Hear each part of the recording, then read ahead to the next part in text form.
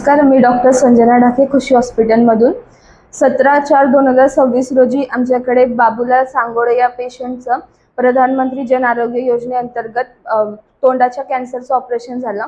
त्याच्यामध्ये उजव्या बाजूच्या गालामध्ये आणि मानेमध्ये पूर्ण कॅन्सरच्या गाठी होत्या।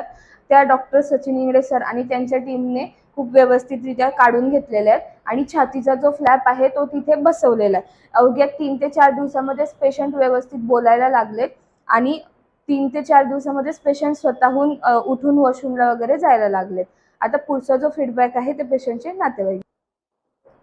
नमस्कार, मी प्रमोद रुले, हॅलो जनता संपादक।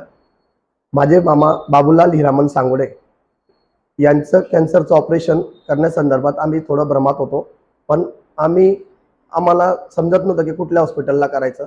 बरेच लोक म्हणतात की कॅन्सरचं हॉस्पिटल जर ऑपरेशन करायचं असेल तर मुंबई पुणे सारख्या सिटीमध्ये जावं लागेल, पण आज मी सर्व जळगावकरांना सांगू इच्छितो की जे मुंबई पुणे नाशिक सारख्या सिटीमध्ये आपल्याला आता जाण्याची गरज नाही।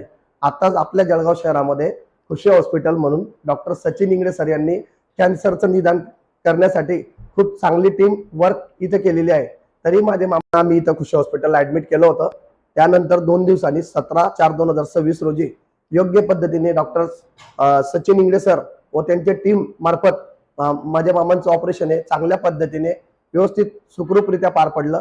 कुठल्याही गोष्टीचा कुठला आम्हाला प्रॉब्लेम आला नाही आणि आम्ही जे ऑपरेशन केलं ते मोफत दरात योजनेमध्ये जे PM प्रधानमंत्री योजना असेल, महात्मा ज्योतिबा फुले योजना असेल, या माध्यमातून आम्ही इथं सर्व फ्रीमध्ये केलेलं आहे। आम्हाला 1 रुपयाचा कुठल्या प्रकारचा खर्च लागलेला नाही व सर्व टीमचे व डॉक्टर साहेबांचे मी मनापासून आभार व्यक्त करतो। आमचं पेशंट एकदम टणटणीत बरं झालेलं आहे। तिसऱ्या दिवशीच आमचं पेशंट वॉशरूमला जावं लागलं। त्यानंतर चौथ्या 5व्या दिवशी चांगली स्टेप मिळाली आणि आता आमचं पेशंट बोलायलाही लागलेलं आहे।